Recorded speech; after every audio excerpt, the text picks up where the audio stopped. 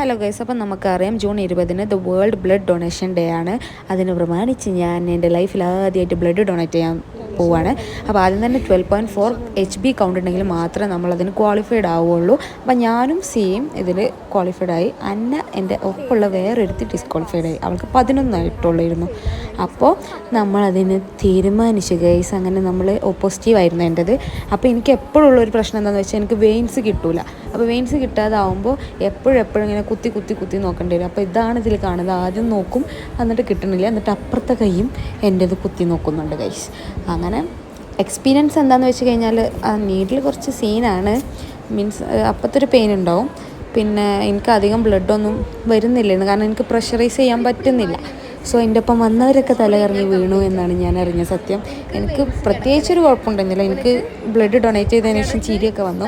പിന്നെ കുറച്ച് കഴിഞ്ഞപ്പോൾ നല്ല ഗിഡ്നെസ്സൊക്കെ ഫീൽ ചെയ്തപ്പോൾ ഞാൻ വേഗം പോയി ഫുഡ് കഴിച്ചു.